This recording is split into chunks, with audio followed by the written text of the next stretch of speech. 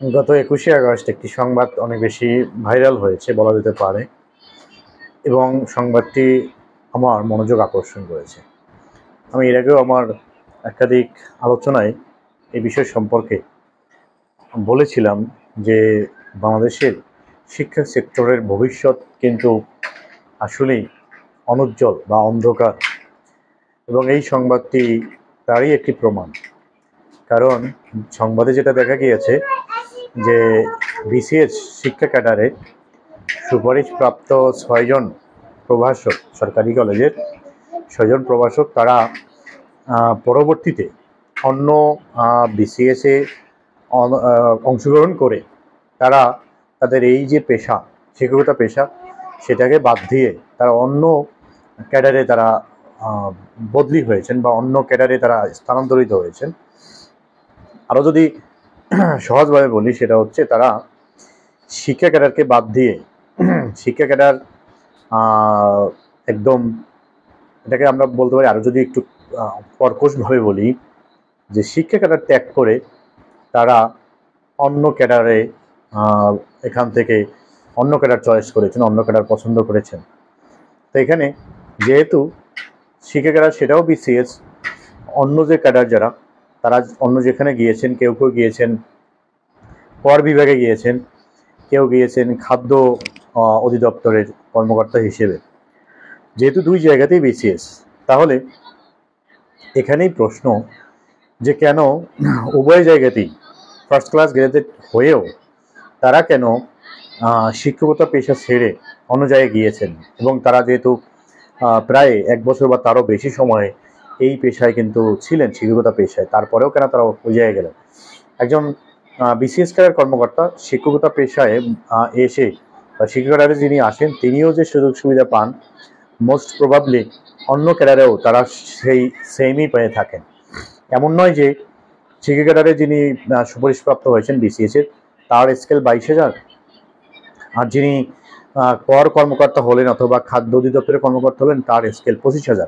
এরকম কিন্তু নয়, উভয়েরই স্কেল একই। তারপরেও কেন তারা এই জায়গা থেকে সুইচ করে এই জায়গাটাকে বাদ দিয়ে অন্য জায়গায় যাচ্ছেন, যেখানে সবারই উদ্দেশ্য হওয়া উচিত যে আমরা জাতি গঠন করব। আমরা কিন্তু পড়াশোনার সময় অনেকে বলে থাকি যে আমরা দেশ সেবায় নিয়োগ করব। তো দেশ সেবা করার ক্ষেত্রে কিন্তু শিক্ষকতা পেশাটা অনেক বেশি এটাকে পার্টিসিপেটরি বলা যেতে পারে। কারণ একজন শিক্ষক জাতি গঠনে যেরকম ভূমিকা রাখেন, একজন খাদ্য অধিদপ্তরের কর্মকর্তা কিন্তু তত বেশি রাখেন না। কারণ একজন শিক্ষক সরাসরি শিক্ষিত জাতি গড়ে তোলেন, কিন্তু একজন যিনি খাদ্য অধিদপ্তরের কর্মকর্তা অথবা কর কর্মকর্তা, তিনি কিন্তু সরাসরি সেরকম মানুষ গঠনে বা জাতি গঠনে সরাসরি ভূমিকা রাখছেন না। তাহলে কেন তারা এই মহৎ পেশা ছেড়ে ওই জায়গায় চলে যাচ্ছেন?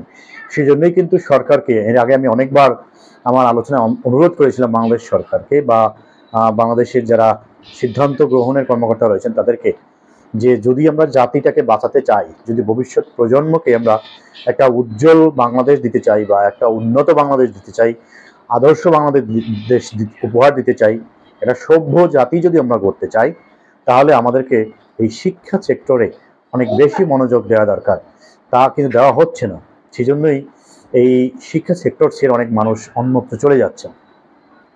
সুতরাং এই যে আমি যেটা বললাম, শিক্ষকতা পেশায় তারা এসেছিলেন, সমান সুযোগ সুবিধা থাকা সত্ত্বেও তারা কিন্তু অন্যত্র এখান থেকে চলে গিয়েছেন।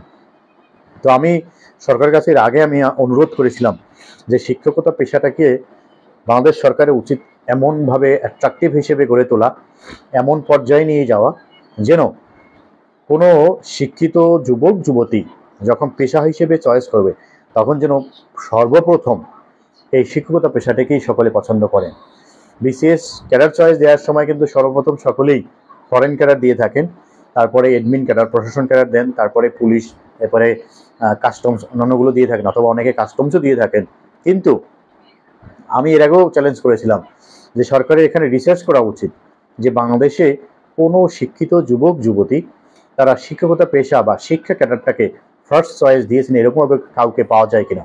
যদি এরকম কাউকে পাওয়া যায় যে শিক্ষকতা পেশাকে বা শিক্ষা ক্যাডারকে প্রথম দিয়েছেন, তাকে অবশ্যই বাংলাদেশ থেকে নোবেল পুরস্কার দেওয়া উচিত, বা বাংলাদেশের রাষ্ট্রীয় যে সর্বোচ্চ পুরস্কার সেটা তাকে দেওয়া উচিত। এবং যদি এমন কোনো শিক্ষিত যুবক যুবতী থাকে যারা একমাত্র একটাই ক্যাডার চয়েস দিয়েছেন, সেটা হচ্ছে শিক্ষা ক্যাডার। তাহলে তাকে আন্তর্জাতিকভাবে নোবেল পুরস্কারের জন্য বাংলাদেশ থেকে নমিনেট করা যেতে পারে, তাকে তার নাম সুপারিশ করা যেতে পারে। বাংলাদেশে যারাই রয়েছেন অন্যান্য বিগত বছরে যারা নোবেল পেয়েছেন তাদের চেয়েও এই যে শিক্ষক যুবক যুবতী যিনি শিক্ষকতা পেশাকে বা শিক্ষা ক্যাডারকে বিসিএসের ফার্স্ট চয়েস দিয়েছেন, তাকে রাষ্ট্রীয়ভাবে আমি অনুরোধ করব দেওয়ার জন্য। কিন্তু বিগত বছরে এরকম কোনো ঘটনা ঘটেনি। আগামী ভবিষ্যতে এরকম ঘটবে কিনা সেটাও নিয়ে আমার সন্দেহ রয়েছে, যেহেতু আমরা যেটা দেখতে পাচ্ছি বিভিন্ন সময় যে শিক্ষিত যারা আসছেন বাধ্য হয়ে আবার পরবর্তীতে সুযোগ পেলে এখান থেকে চলে যাচ্ছেন। সুতরাং দিন শেষে যেটা দেখা যাচ্ছে, যেটা হচ্ছে, সবচেয়ে মেধাবী যারা তারা কিন্তু কেউ শিক্ষকতা পেশায় আসছেন না। সেজন্যই আমাদের দেশে শিক্ষার যে মান সেটা কিন্তু উন্নত হচ্ছে না, শিক্ষার মান আরও দিন দিন নিচে থেকে চলে যাচ্ছে। এখানে অনেকে বলতে পারেন যে তাহলে যারা এখন আসছেন তারা কি সেরকম নয়? হ্যাঁ, আমরা বলতে পারি যে যারা বিশ্ববিদ্যালয়ের টপ লেভেলে থাকে তারা কিন্তু কেউ এনটিএসসির পরীক্ষা দিয়ে যারা আসছেন, বিশ্ববিদ্যালয়ের টপ লেভেলে থাকছেন, তারা তো কেউ এখানে আসছেন না। তাছাড়া ঢাকা ইউনিভার্সিটি থেকে কতজন শিক্ষার্থী, বা রাজশাহী ইউনিভার্সিটি থেকে কতজন শিক্ষার্থী, চট্টগ্রাম বিশ্ববিদ্যালয় থেকে কতজন শিক্ষার্থী, জাহাঙ্গীরনগর জগন্নাথ বিশ্ববিদ্যালয় থেকে কতজন শিক্ষার্থী এই শিক্ষকতা পেশায় আসছে, এগুলো আসলে সরকারের রিসার্চ করা উচিত। আমাদের দেশে সবাই রিসার্চ করছে কীভাবে দুর্নীতি করা যায়, কীভাবে অর্থ পাচার করা যায়, কীভাবে হুন্ডির মাধ্যমে টাকা পাচার করা যায়, কীভাবে বিদেশে অনেক বেশি গাড়ি বাড়ি ক্রয় করা যায়। যে সকল এমপি মন্ত্রীদের টাকার কোনো শেষ নেই, তাদেরকেই আবার শুল্কমুক্ত গাড়ি আমদানি করতে দেওয়া হয়, তারা আবার শুল্কমুক্ত গাড়ি আমদানি করেন, করে সেগুলো আবার বিক্রি করেন, এক ধরনের ব্যবসা করেন, অবৈধ ব্যবসা। এগুলো নিয়েই বাংলাদেশের রিসার্চ চলে, কিন্তু যেখানে রিসার্চ করা দরকার সেগুলো নিয়ে রিসার্চ করা হয় না। কেন সবচেয়ে বেশি মেধাবীরা বাংলাদেশ থেকে বিদেশে চলে যাচ্ছেন, বিদেশে গিয়ে কেন আর রিটার্ন আসছেন না, কি কি কারণে, সেগুলো তাদের সাথে কথা বলে সরকার এই বিষয়গুলো পদক্ষেপ নেবে, সেটা কিন্তু বিগত বছরে কেউ নেয়নি। 5 আগস্টের পরে আমরা আশা করেছিলাম সেরকম কিছু একটা ঘটবে, এরকম কোনো লক্ষণ এখনো দেখা যাচ্ছে না। এরকম কিছু হবে, ব্রেন ড্রেন কিন্তু এখনো বন্ধ করা হয়নি, মেধা পাচার হচ্ছে, প্রচুর সংখ্যক মেধাবী শিক্ষার্থীরা বাংলাদেশ থেকে বিদেশে চলে যাচ্ছে, একবার ডিগ্রি নিতে যাচ্ছে আর কিন্তু ফিরে আসছে না। তো বাংলাদেশ সরকারের এখনো যদি এই জায়গায় সঠিক পদক্ষেপ গ্রহণ না করে, শিক্ষিত মানুষকে যদি শিক্ষকতা পেশায় আকর্ষণ করানো না যায়, শিক্ষিত পেশায় আসতে তাদেরকে মুগ্ধ করা না যায়, আকর্ষণ করা না যায়, তাহলে আমাদের দেশের শিক্ষা ব্যবস্থা আরও বেশি পিছিয়ে পড়বে।